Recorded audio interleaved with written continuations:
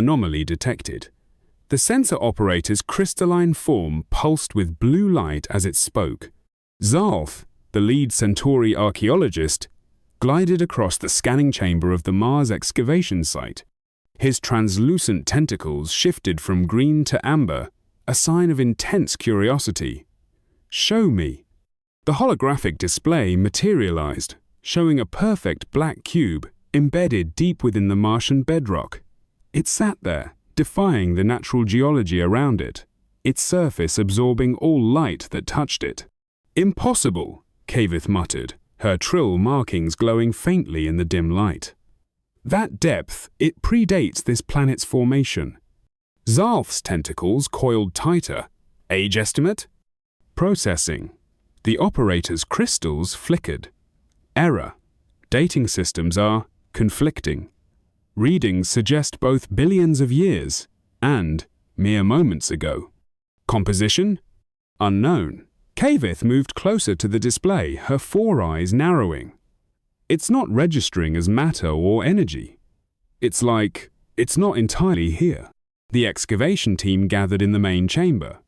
20 different species represented, all experts in their fields. None had seen anything like this. "The cube is approximately 3 meters on each side," Xarl'th reported, her holographic presentation showing various scan results. "Surface is perfectly smooth, no visible seams or markings. And," she paused, "it's giving off a signal." "What kind of signal?" Xarl'th's color shifted to deep blue, concern. "It's waiting." The chamber fell silent. "Waiting for what?" someone asked. Before Xarl'th could answer, the cube responded. The first pulse was subtle, a barely perceptible hum that made everyone's translation implants tingle. Then the black surface began to shift, not in physical space, but somehow in dimensions they couldn't quite perceive. A figure materialized, humanoid, composed of light and geometric patterns. Its voice came not through sound, but directly into their minds. "Genetic presence detected. Processing. Processing. Human DNA markers identified in atmospheric trace elements. Beginning activation sequence." Xarl'th moved forward. "What are you?" The figure turned its head, a motion too smooth to be natural. "I am the Guardian. This facility was created by those you would call the Predecessors, though they knew themselves by a simpler name, humanity." Xarl'th's scanner clattered to the floor. "Impossible. Humans are a primitive species, barely space-capable." "Current humans, yes." The Guardian's form shifted, showing star maps and genetic sequences. But the humans who built this facility, they were something else entirely. They were the first.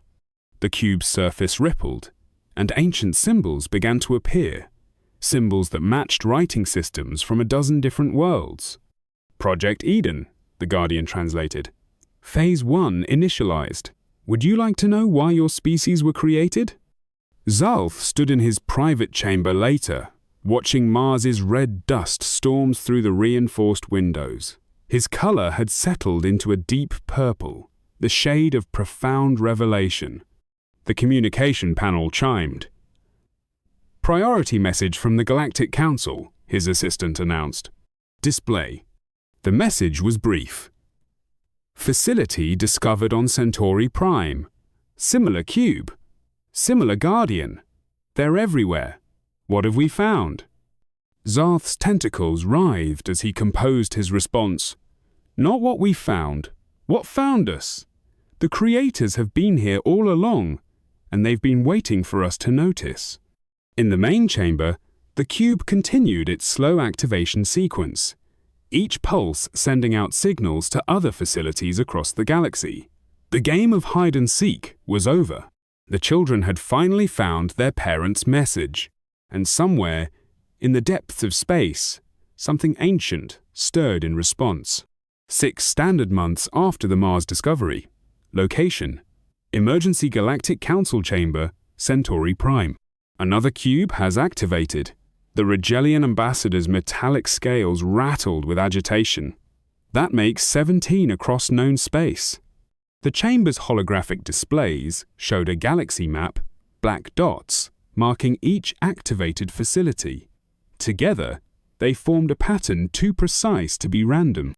Xarl'th, now appointed as chief researcher of Project Eden, watched as Xarl'th manipulated the display. His tentacles had maintained a constant deep violet for weeks, the color of obsession. "They're forming a network," Xarl'th said, her Trill markings pulsing with increasing frequency. "Each cube is sending data to the others. It's like they're waking up." The Guardian's form flickered into existence beside them. Protocol 7 initiated. Predecessor signal detected. "What signal?" Xarl'th demanded. Before the Guardian could answer, every screen in the chamber blazed with light. A message, transmitted simultaneously through all 17 facilities. "We have heard you. We are returning." The first ship appeared at the edge of charted space. It defied conventional physics, a massive vessel that seemed to phase between dimensions, its hull a combination of crystalline structures and what appeared to be living metal. "Energy readings are off the scale," Xarl'th reported, her 4 eyes fixed on the readings. "It's using technology that matches the cube facilities." The ship's transmission came through all frequencies simultaneously. "To our children, the seeded species of Project Eden, we are the predecessors. Once we were known as humanity. We return because the void approaches, and you must be prepared." Xarl'th watched as more ships emerged from fold space. How can they be human? Humans are still on Earth, barely reaching their moon. The Guardian appeared, its form more solid than ever before. "Those are the seedlings. These are the gardeners." Current humanity was left behind, allowed to evolve naturally, while the others ascended. "Why?" the Rigelian ambassador demanded. "Because," a new voice spoke, as a figure materialized in the chamber, a being of pure energy in vaguely humanoid form, "sometimes you need to start over to get it right." The being introduced itself as Director Omega, once human, now something far beyond. Its voice carried the weight of billions of years of existence. "We created you all," it explained, gesturing to the various species representatives. "Each of you carries a fragment of what we once were. The Centauri received our adaptability. The Trill, our drive to understand. The Rigelians, our resilience. But why?" Xarl'th's color shifted to a questioning green. "Because the void is coming. An entity that consumes civilizations. We fought it once, long ago. We lost. So, we scattered ourselves across time and space, seeding the galaxy with new life. You, each species designed to perfect different aspects of what we once were." The chamber erupted in chaos as representatives struggled to process this revelation. Millennia of believed history crumbled in moments. "And now," Director Omega continued, "it's time for all the pieces to come together. The void approaches again, but this time we face it united. All of us.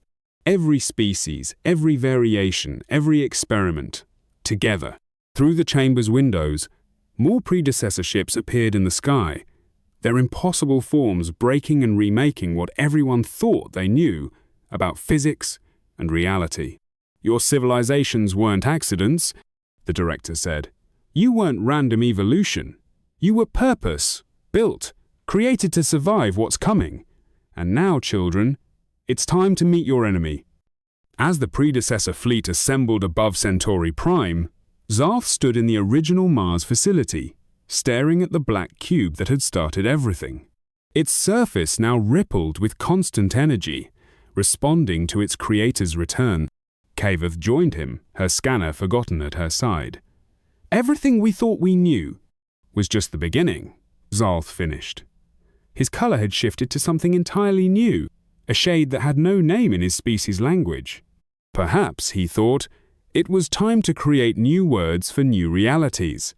In orbit above them, the predecessor fleet prepared for war. The children of humanity were about to learn why they had been created and what they were truly capable of becoming. Log entry. The 17th of February 2025, 9 hours 12 minutes and 44 seconds UTC location. Combined Fleet Command, Deep Space Recording. Xarl'th, Project Eden Chief Researcher. They're here.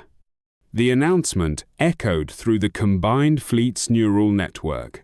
3 million ships from 17 species, all linked together through predecessor technology. The void between stars began to tear. That was the only word Xarl'th's translator could manage.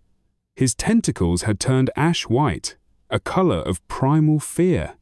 Display quantum readings, Director Omega commanded. The being's energy form pulsed with anticipation. Xarl'th's fingers danced across the biological crystal hybrid controls. The void is. It's not entering our space. It's erasing it. The first attack came without warning. 1,000 ships from the combined fleet simply ceased to exist. Not destroyed, but retroactively removed from having ever been. Now you understand.